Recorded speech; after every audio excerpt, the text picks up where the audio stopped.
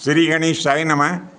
प्रिय बंधुओं, आज हम आए हैं ग्राम पिपलिया लोरका के शर्मा परिवार के बीच में, जहाँ की इस परिवार की एक बिटिया ने अभावों में रहते हुए भी पढ़ाई के क्षेत्र में एक बड़ा भारी कीर्तिमान स्थापित किया है। जैसे ही हमने सुना तो मन में ये भाव पैदा हुआ कि चलो हम भी उस कन्या के दर्शन करके और अपने नेत्रों को सफल करें।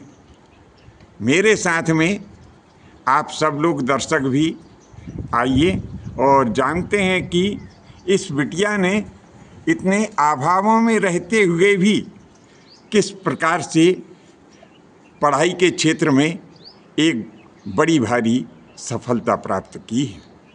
बिटिया, आज हम आपसे यहाँ पर मिलने के लिए आए।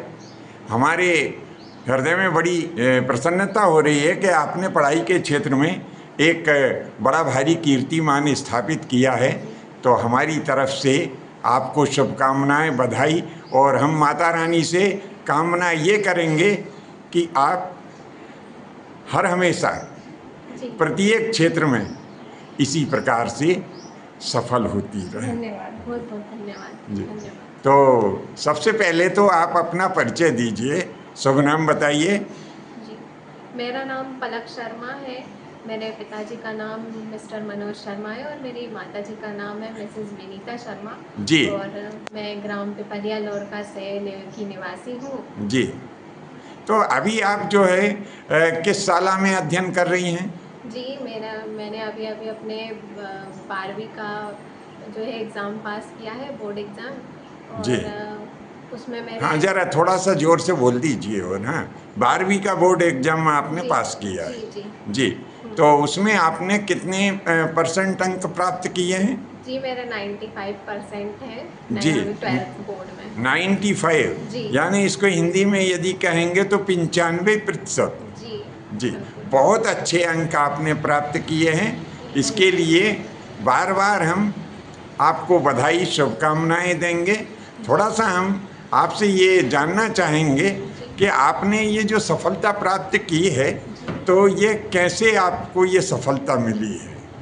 जी, देखिए, जो जी। विद्यार्थी जीवन होता है उसके कुछ लिमिटेशंस होते हैं। हमें कुछ कायदे कानून बनाने पड़ते हैं, कुछ नियमों का पालन करना होता है। जी। जी। तो उसी के मुताबिक मैंने भी अपना कुछ शेड्यूल बनाया था, अपना खुद का। जी। जैसे सुबह जल्दी उठकर पढ़ाई करना और मैं शाम को जल्दी सो जाया करती थी। अच्छा, आप शाम को जल्दी सो जाती थी? जी। कितने बजे सो जाती थी? जी, मैं 9 से 10 के बीच में सो जाया करती थी। अच्छा, 9 से 10 के बीच में सो जाया करती थी। और फिर जब आप सुबह उठती थी तो कितने बजे उठती थी? जी, मैं 4 बजे उठ जाती थी। 4 बजे उठ जी, जाती 4 बजे थी। उठ जाती अच्छा, थी। तो आपका कहने का आशय ऐसा है कि प्रत्येक विद्यार्थी को अपने पढ़ाई का जो शेड्यूल है, जो वह मतलब सेट करके रखना पड़ता जी, है। शेड्यूल बनाना होता जी। है। तो प्रत्येक विद्यार्थी को लगभग जल्दी सोना चाहिए जी। और उसे जल्दी उठना हाँ चाहिए। जी, जी।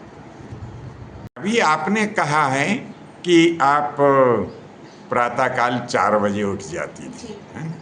तो 4 बजे उठने के पीछे मतलब क्या है? 4 बजे जब आप उठती होंगी तो नींद के झोंके भी आते होंगे, तो उस समय कैसे पढ़ाई होती थी? आप दिन में भी कभी उठ सकती थी? जी, जो विद्यार्थी जीवन होता है उसमें विद्यार्थी का एक लक्ष्य होता है। उस लक्ष्य के जब उसका लक्ष्य कुछ पक्का हो और उसके जो सपने हैं वो बड़े होते हैं, तो फिर नींदें अपने आप उड़ जाती हैं। अच्छा, जी। वाह! और देखिए क्या बिटिया ने क्या सुंदर बात कही है कि विद्यार्थी के सपने बड़े होते हैं, और जब सपने बड़े होते हैं तो आलस अपने आप दूर भाग जाता है। और हमारे यहाँ भारतीय संस्कृति में भी ये प्रचलित है कि सुबह जल्दी उठकर पढ़ने से ही सब अध्ययन जो है वो दिमाग में ज़्यादा अच्छे से रिटेन रहता है, उसको हम ज़्यादा याद रख पाते अच्छा हैं। जी, इससे मिलता जुलता एक दोहा भी कहा है जी। कि प्रातः काल की वायु का सेवन करें सुजान, या से मुख की छवि बढ़े बुद्धि होए बलवान। आपने इसी बात को ध्यान में रखते हुए और आप जो प्रातःकाल उठ जाया करते जी, थे। बिल्कुल। बिटिया, आपने जो 95% अंक प्राप्त किए हैं 12वीं की कक्षा में, तो इस सफलता के पीछे आप किनको श्रेय देना चाहेंगी?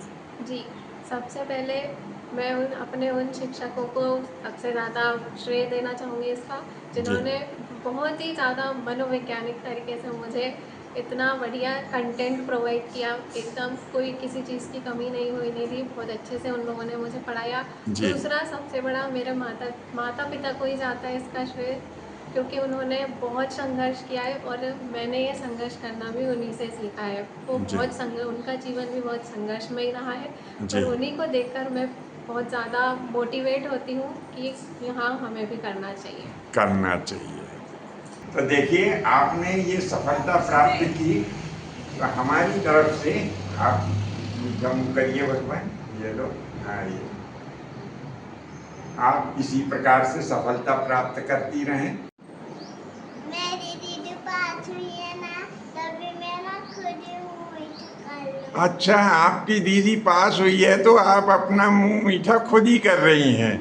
तो बंधुओं, देखिए, हमने इस होनहार बालिका से आज आपको मिलवाया। आज के लिए बस इतना ही। शेष अगले भाग में फिर मिलेंगे। धन्यवाद। जय माता की, जय परशुराम जी।